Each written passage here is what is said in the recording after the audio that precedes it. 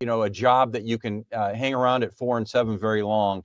And what we've seen from Desiree Reed Francois is if you're not my hire and you're not winning, well, we can always go a different direction. We saw that with women's basketball. Obviously, men's basketball is in great shape. That's nothing to even be concerned about. But we see it with football. I feel like if Brent Brennan struggles and they don't win 6 or 7 or 5 or 6 games, then there would be a change. But yes, I said 6. I said 6. I put 6 into. I want to be optimistic. I want to be enthusiastic. That is only 4 and 6 in those games. I don't think the Big 12 is that great. Okay, I think they can squeeze out some wins here. What might be tough is they almost have to go 4 and 5 and not rely on that ASU win to do it. Correct. If ASU's anything like what they were last year, so you want to kind of get that done ahead of time. But I think there's a couple games in there that they should win, and maybe 1 or 2 that they can steal. And so I'm gonna do 6, and it's a combination head and heart. I talked to somebody, Pat, who's close to the team. I said, all right, give me, who's at practice every day, whereas I'm not during fall camp. I said, okay, give me the skinny. What do you think? He said, well, they're going to be better coached this year. They're going to look more like a football team. Almost certainly they won't have the same injuries they had last year. Yeah. But yeah, they don't have the explosive players of T-Mac and a couple of the others. And so I can kind of see that a little bit. But I do think that Brent Brennan has more. It's more his team, and he's had more time to work on this team. Mm-hmm. Or he said last year, he's always playing catch up, and he was kissing the guy's butt to try to keep them to stay, and he was just kind of behind the 8 ball, right from the beginning. But I think Pat. So I'll stop there, and I'll hold the next thought. Go ahead. Well, I was going to say I actually talked to Ricky Hundley at the Indoor Football League Championship game on Saturday night at Tucson Arena. I talked to him for a minute, and he's very optimistic. I think he understands, and you hit on a couple of those key subjects that I've been harping on this whole offseason, that they just were way late in a lot of things they were doing last year. And I think it's a great point you made, is this is a team that was filled with a handful of stars that really were on the fence whether they were going to come back. And it seemed like that was the whole offseason focus, was just not only getting them to stay for spring ball, but then even after spring ball, remember, there's a time where they can transfer still after that.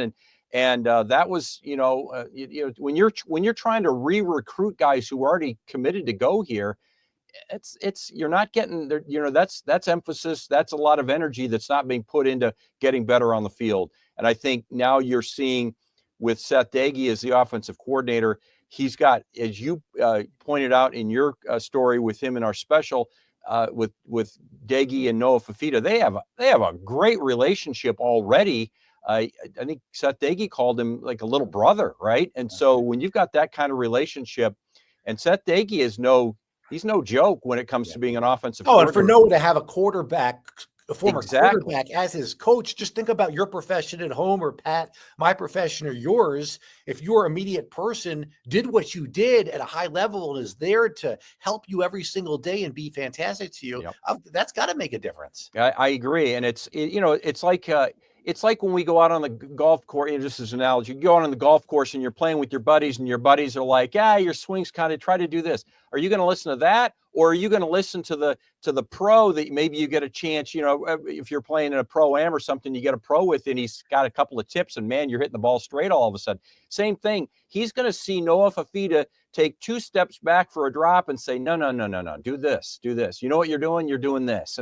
And that's the kind of stuff that, it's invaluable. I think we're going to see Noah Fafita get back, or even better, the form that we saw 2 years ago. And the ball's going to get out of his hands quicker, one way or the other. A lot quicker. And when it doesn't come out because nobody's open, he's going to find a time to either roll out and find a guy, or he's going to run. We didn't see that much last year. He didn't have time, or when he did, he made wrong decisions. I think his decision making with a guy like Seth Dagey, who had a tremendous career making the right decisions, I think that's a winning combination. Now, winning as in 6-6, but that's still it's pretty good considering this team was not very good last year.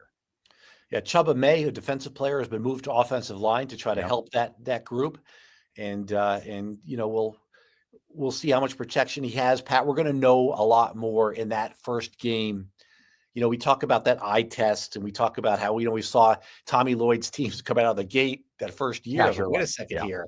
Yeah. We need to our expectations were maybe too low, and then we looked last year, and it was just kind of Noah Fafita playing catch with T-Mac in that first game against New Mexico, and the defense wasn't even that good. And No. they won 50-something to 20-something probably. And I think it's 61 to 33 or something. Like, they gave up way too many points. Yeah. That wasn't a team win. That was two guys playing pitch and catch, and the defense didn't look great. And, I think we're going to know a little bit more. And I think it's going to help Fafita to have all these multiple targets.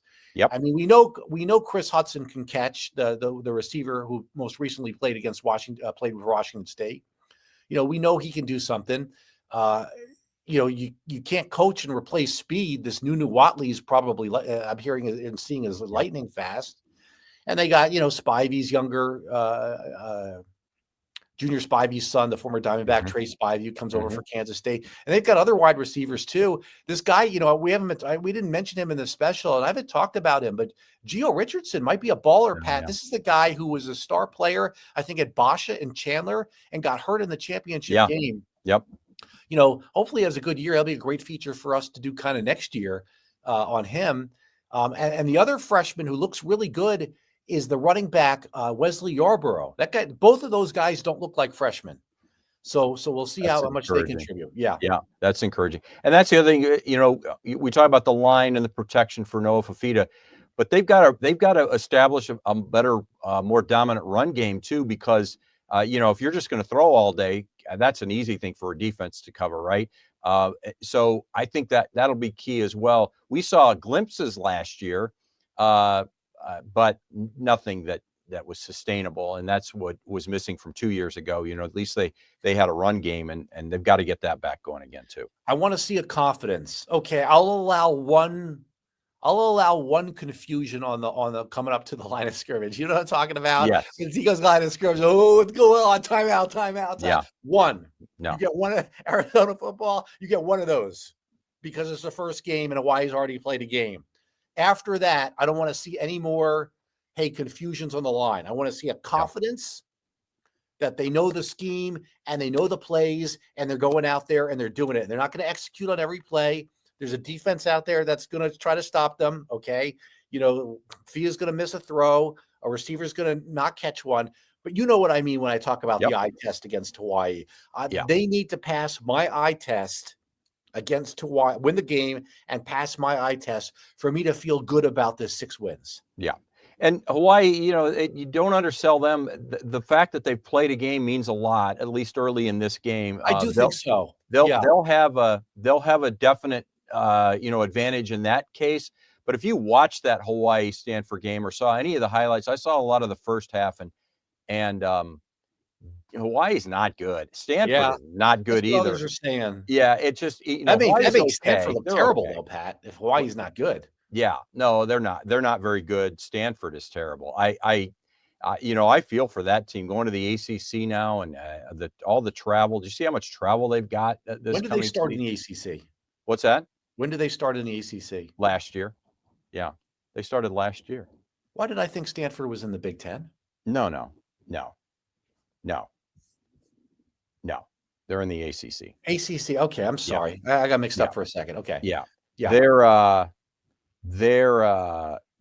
in with Boston College, Cal, Clemson, Duke. It's a big it's got more. I think it's got more teams than the Big 12 has. Yeah, our producer Ryan McClure says Hawaii was actually favored in that game. So yeah, no, and it's a 17.5 point spread against Arizona. Yes. So the odds makers didn't look at that game and say, okay, Hawaii's somebody to be reckoned with. No, they're playing a 4-8 team. They weren't impressed. They have a quarterback that I think they kind of run almost like a run and shoot kind of like it could be a little bit of a chore for the defense of Arizona to kind of figure that out early on. It wouldn't surprise me if Hawaii scores a touchdown and a field goal or a couple of touchdowns fairly early in that game, and you're like, oh, this is going to be a real dogfight. But I think they'll get them figured out, and Arizona will pull away to win that game. 17.5 is a lot of points, but yeah, a lot of points. Yeah, that's a lot of points for an Arizona team that's sometimes sometimes though that just kind of happens. If they win, 44-24 won't seem like that much. Sometimes it seems like Yeah. a lot, and then the game starts and it's like, maybe the other way. So Yeah. it does sound like a lot, but you have to really, if you're going to pick Hawaii for the points, you have to think they've got a serious chance at winning the game. And don't forget, you could have a backdoor kind of cover situation too. I think if you're picking Hawaii, you have to really have you have to think they've got a serious chance of winning the game. Otherwise, I wouldn't pick Hawaii. That's a lot of points either way. Most people will just not even touch that game if you're a betting type. I wouldn't. I wouldn't. Yeah, It's these Why early would you games. haven't seen Arizona play this year? Yeah, It's a lot of points. There's a lot of unknowns in these first couple of weeks of the season, especially week 1. Yeah. So we do have an Arizona football special. It's dropping later this afternoon. It's going to be on K-Gun's, all of our streaming platforms. You know what they are. It's called Something to Prove. So I didn't think the title, Pat, was that edgy. Some people said it was. That's fine.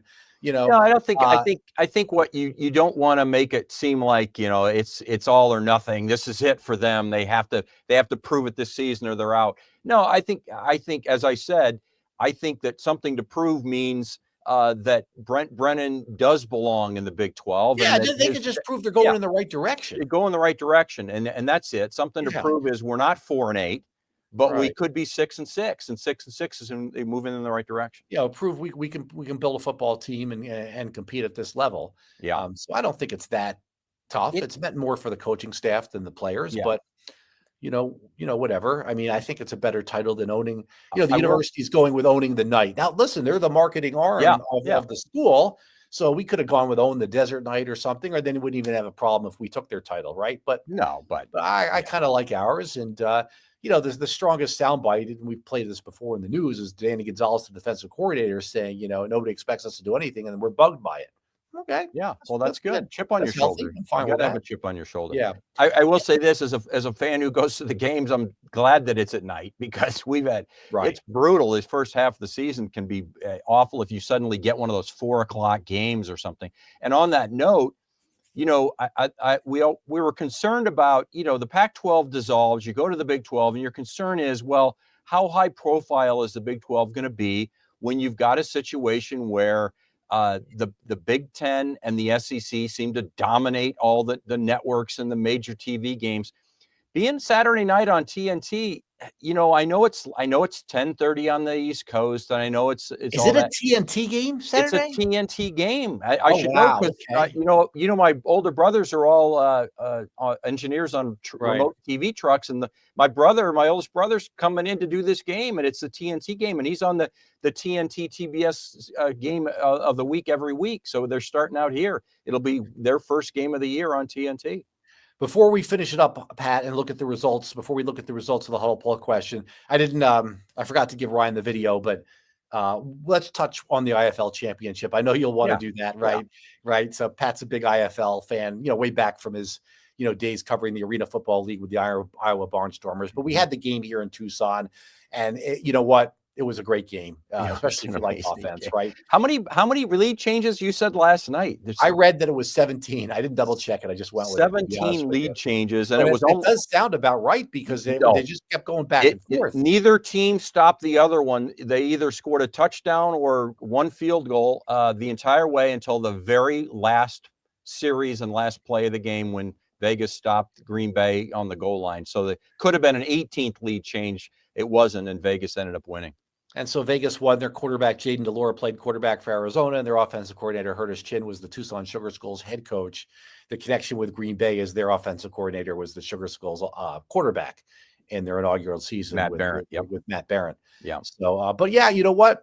I think fans got their money's worth, and it was certainly a lot of fun. It was great to have those storylines. Yep. And I heard the Arizona teams were in it next year. Maybe that's the key. That's the key. Yeah.